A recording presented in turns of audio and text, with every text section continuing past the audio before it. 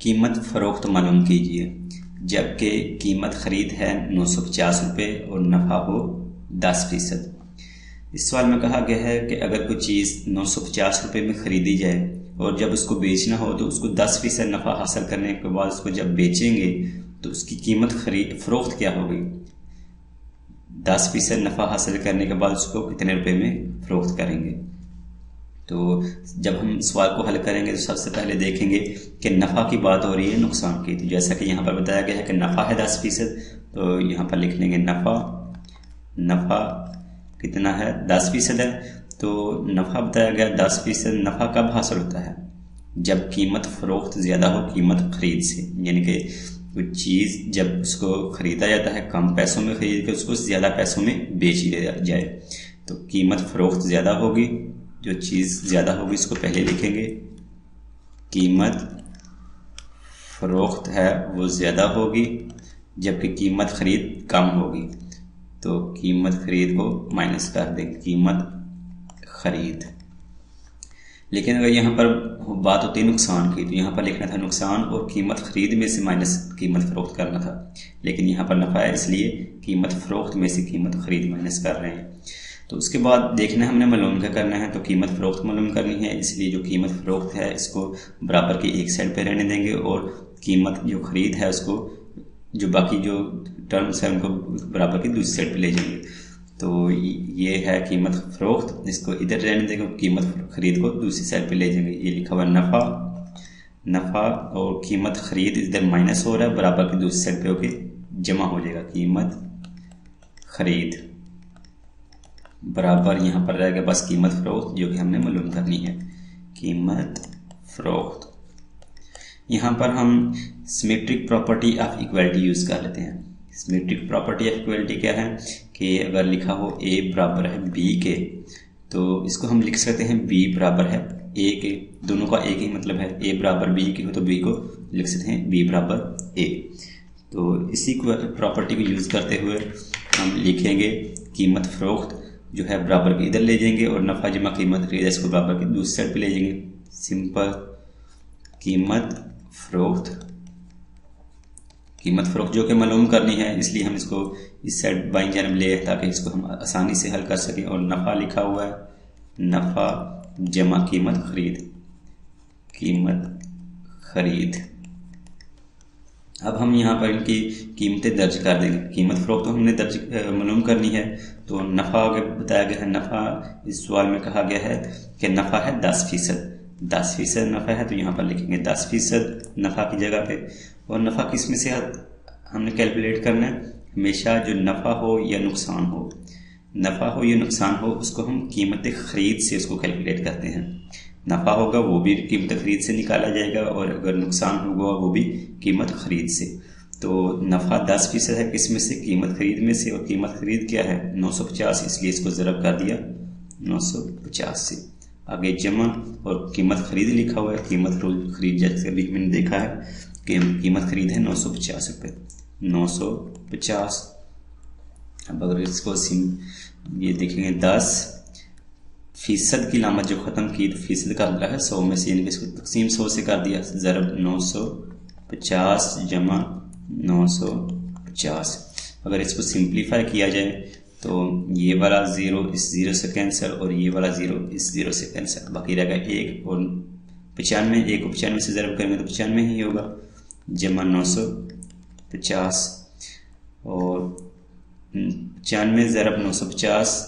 इसको अगर कैलकुलेटर की मदद से इसको हल किया जाए तो ये आ जाएगा 95 को 950 में जमा करेंगे तो ये आ जाएगा 1045। तो कीमत फ़रोख्त जो कि हमसे कहा गया था मालूम करनी है, कीमत फ़रोख्त मालूम कर ली वो है 1045 रुपये। तो इस तरह अभी हमने देखा। तो जैसा कि हमसे इस सवाल में कहा गया था कि अगर कोई चीज़ 950 रुपये में ख़रीदी जाए तो उसको 10% नफ़ा पर उसको फ़रोख्त करना हो तो कितने में फ़रोख्त करेंगे। तो इस तरह हमने देखा कि वो फ़रोख्त उसको किया जाएगा 1045 रुपये में। और जूस नंबर 2 है, इसमें भी कहा गया है कि कीमत फ़रोख्त मालूम करनी है। तो उसके बाद कहा है कीमत ख़रीद अगर हो 1540 रुपये और नुकसान उस पर हो रहा है 5%। अगर कोई चीज़ खरीदी गई 1540 रुपये में और जब उसको फ़रोख्त किया तो उस पर 5% नुकसान हुआ, तो वो जो चीज़ है जो 1540 रुपये में खरीदी गई थी वो नुकसान के बाद कितने रुपए में फ़रोख्त की गई। तो सबसे पहले जैसा कि हमने पहले भी सवाल में कहा कि नुकसान देखते हैं, पहले नुकसान हो रहा है ये या फिर नफ़ा हो रहा है। यहाँ पर नुकसान हो रहा है इसलिए लिखेंगे नुकसान बराबर है। नुकसान कब होता है कि कोई चीज़ ज़्यादा पैसों में खरीद के उसको कम पैसों में बेच दिया जाए। कीमत खरीद जो है वो ज़्यादा हो, कीमत खरीद ज़्यादा हो और कीमत जो फ़रोख्त है वो कम हो, कीमत फ़रोख्त।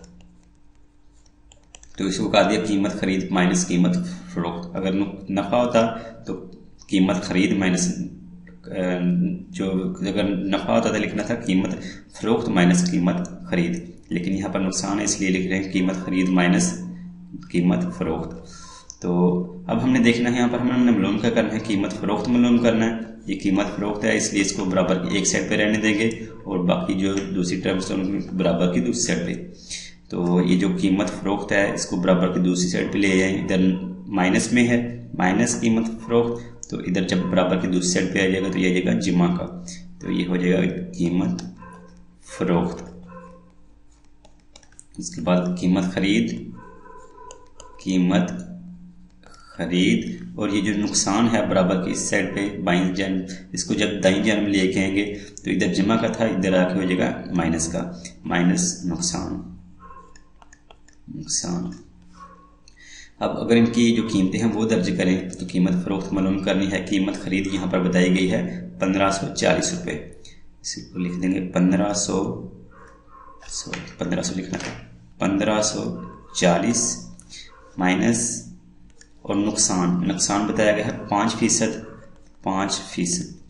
अभी पहली जिसमें मैंने कहा कि नुकसान हो या नफ़ा हो उसको कीमत खरीद से निकाला जाता है, तो यहाँ पर नुकसान है, नुकसान 5% किस में से हुआ, कीमत खरीद में से 1540 में से, इसलिए इसको ज़रब कर दिया नुकसान को 5% को 1540 से। तो ये आ जाएगा 1540 माइनस 5% का मतलब क्या है 100 में से, फीसद की लामत ख़त्म की तो उसको तकसीम 100 से कर दिया, ज़रब 1540।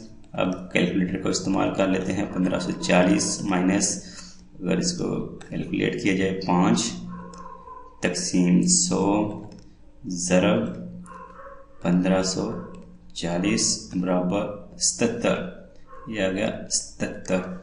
तो 1540 में से 77 को माइनस कर देंगे, 1540 माइनस 77 बराबर ये आ जाएगा 1463 रुपये। तो कीमत फ़रोख्त क्या हुई, कीमत फ़रोख्त हुई 1463 रुपये।